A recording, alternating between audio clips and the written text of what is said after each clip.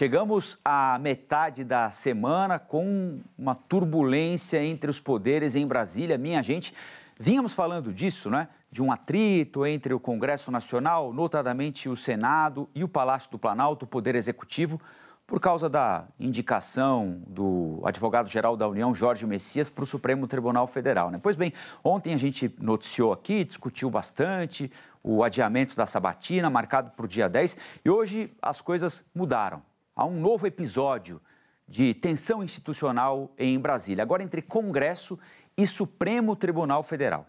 O presidente do Senado, Davi Alcolumbre, criticou agora há pouquinho duramente a decisão do ministro, decano do Supremo Tribunal Federal, Gilmar Mendes, que mudou as regras para o processo de impeachment de um ministro do Supremo Tribunal Federal. Uma decisão monocrática. Para o Legislativo, essa mudança blinda o Supremo e tira poderes do Senado. Vamos ver. Uma fala muito tranquila, à altura da presidência do Senado, para as manifestações que recebi durante toda a manhã de hoje, de senadores e senadoras que, de fato, indignados e perplexos com mais uma decisão de um magistrado do Supremo Tribunal Federal, tentando usurpar as prerrogativas do Poder Legislativo. Somente uma alteração legislativa seria capaz de rever os conceitos puramente legais, sob pena de grave ofensa constitucional à separação dos poderes.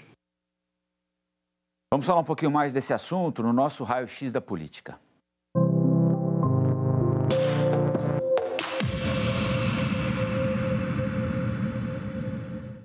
Bom, minha gente, pela regra atual, qualquer cidadão pode apresentar uma denúncia para abertura de impeachment contra um ministro do Supremo. Essa decisão, anunciada hoje pelo ministro Gilmar Mendes, repito, de forma monocrática, diz que a atribuição caberá apenas ao Procurador-Geral da República. O presidente do Senado criticou também o fato, como eu disse, de a decisão ter sido tomada monocraticamente, ou seja, por um ministro apenas. Ela será levada ao plenário virtual a partir do dia 12 de dezembro, do dia 12 ao dia 19, para que os outros 9 ministros que hoje compõem o Supremo concordem ou não com a decisão, confirmem ou não a decisão do ministro Gilmar Mendes. A gente vai girar a nossa reportagem lá em Brasília. A Elisa Claveri e a Carla Lucena já estão aqui com a gente para explicar tudo desta tarde e noite confusa, tensa mais uma vez em Brasília, para nos dar temperatura, e acho que o discurso do presidente do Congresso, Davi Alcolumbre, é muito eficaz nisso, né? Ele fala em perplexidade, usurpação, né?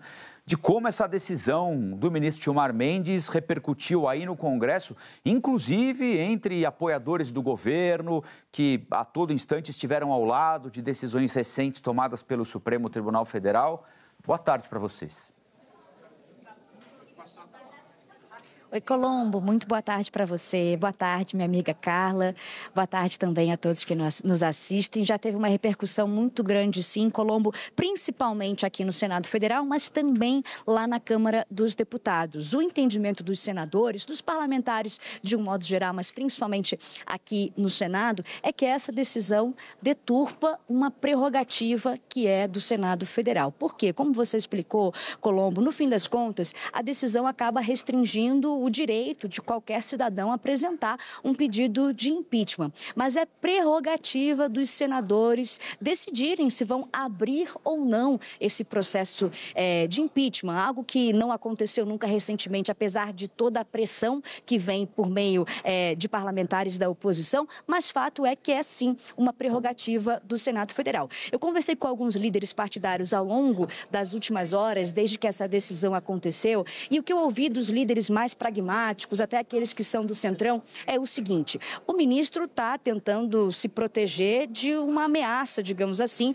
porque a oposição tem mirado muito no ano de 2026, dizendo que querem fazer maioria no Senado Federal para conseguir avançar com pedidos de impeachment. Hoje a oposição não tem maioria para avançar com pedido de impeachment e eles já estão com esse plano para a eleição de 2026. Então, alguns líderes partidários me dizendo que Gilmar Mendes, de alguma forma, tentou se vacinar dessa ameaça que já está em curso, essa ameaça política, mas que a oposição vem dizendo, só que os líderes partidários dizem que não foi a maneira correta, pegou muito mal aqui dentro do Senado Federal e, como eu falei, já tem repercussão do outro lado, no Salão Verde, que é onde fica a Câmara dos Deputados. Por quê? Na fala do presidente do Senado, Davi Alcolumbre, ele cita muito especificamente aquela proposta de emenda à Constituição das decisões monocráticas. O que diz essa PEC que já passou no Senado, no Senado em 2023 e está parada aqui na Câmara dos Deputados. Ela proíbe decisões monocráticas para derrubar alguma lei que tenha sido aprovada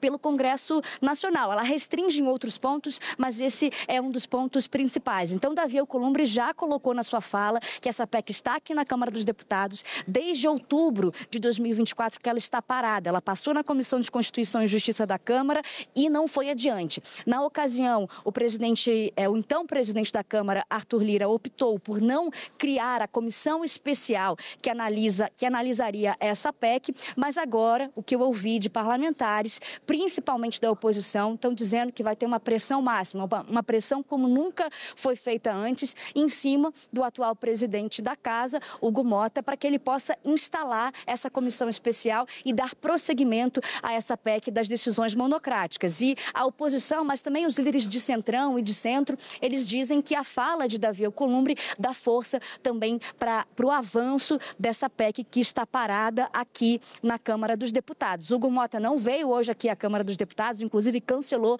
uma reunião de líderes, mas ouvindo sim os parlamentares, eles acreditam que haverá uma repercussão. Ouvi de um deputado muito próximo de Hugo Mota que essa decisão de instalar ou não essa comissão deve ser discutida sim essa semana. Carla, agora a decisão do ministro Gilmar Mendes, apesar de ter sido monocrática, ela tem que ser validada também pelos outros ministros, né? Sim, Elisa, vai passar para o referendo, mas antes de a gente continuar, boa tarde para você, boa tarde também para todo mundo que acompanha a gente ao vivo, Colombo, todo mundo. Pois é, uma decisão monocrática individual do ministro Gilmar Mendes, mas que já tem data para ir a referendo. Vai começar no plenário virtual do STF no dia 12 de dezembro, ou seja, na sexta-feira da semana que vem, e vai até o dia 19, inclusive dia 19, o último dia ali de trabalhos no Supremo Tribunal Federal. E aí uma decisão monocrática que vai passar por uma decisão, portanto, colegiada, e esse, inclusive, é o entendimento que também o Supremo Tribunal Federal vem até dando como resposta, né, de que as decisões monocráticas dentro do Supremo Tribunal Federal,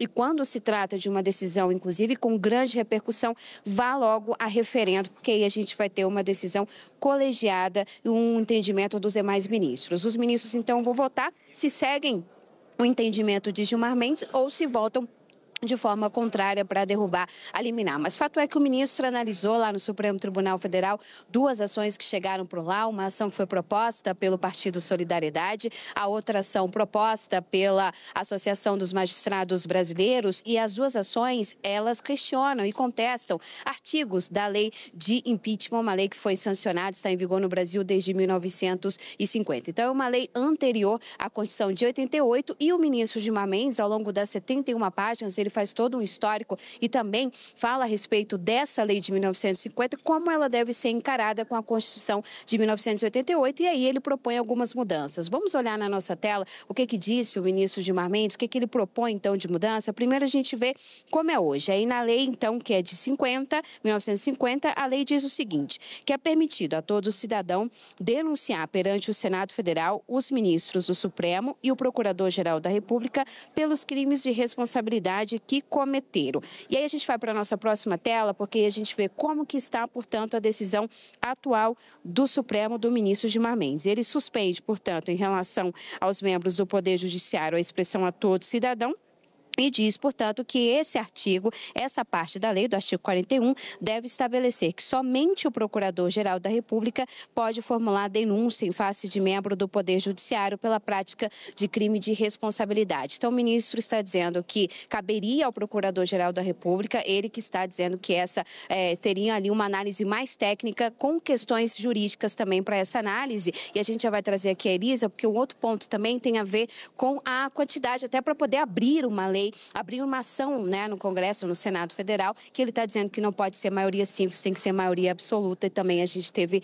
essa mudança, Elisa. Então, uma lei que está sendo analisada pelo Supremo com artigos inconstitucionais e que tem também aqui outras movimentações pelo Congresso. É isso, Carla, porque Davi Alcolumbre citou também um projeto de autoria de Rodrigo Pacheco, que a gente já vai colocar na tela para vocês, um projeto que altera as regras desses pedidos de impeachment. A gente mostra como é que é a lei hoje, quem pode denunciar, qualquer cidadão, não tem um prazo para encaminhamento e as votações são por maioria simples. Esse projeto que tramita diz o seguinte, que quem pode denunciar? Partidos, OAB, sindicatos e cidadãos com apoio de 1% do eleitorado brasileiro. Tem um prazo para encaminhamento, 30 dias, tanto para o presidente da Câmara, quando a gente está falando em impeachment de presidente da República, quanto para o presidente do Senado, no caso de ministros do Supremo Tribunal Federal. As votações também seriam de maioria simples, segundo esse projeto. E, por fim, a gente vai mostrar uma tela, a última tela que a gente vai mostrar, os pedidos de ministros do Supremo Tribunal Federal. O recorde é o ministro Alexandre de Moraes. Tem 43 pedidos de impeachment por aqui. Depois, o ex-ministro Luiz Roberto Barroso tinha 20 pedidos, Gilmar Mendes, 10 pedidos, Flávio Dino, 8, Dias Toffoli, 6, Carmen Lúcia, 5, Edson Fachin, 4, Cristiano Zanin, 3, Luiz Fux, 2 e Cássio Nunes Marques e André Mendonça tem um pedido cada, portanto, tem 81 pedidos de impeachment de ministros do Supremo em tramitação lá no Senado Federal. Colombo. Obrigado, Elisa. Elisa Claveri e a Carla Lucena dando um panorama geral da temperatura quentíssima em Brasília, nos explicando como as coisas funcionam agora e como elas passariam a funcionar ou passarão a funcionar desde que a decisão monocrática do ministro Gilmar Mendes seja referendada pelo plenário virtual do Supremo a partir do dia 12, que é semana que vem, né?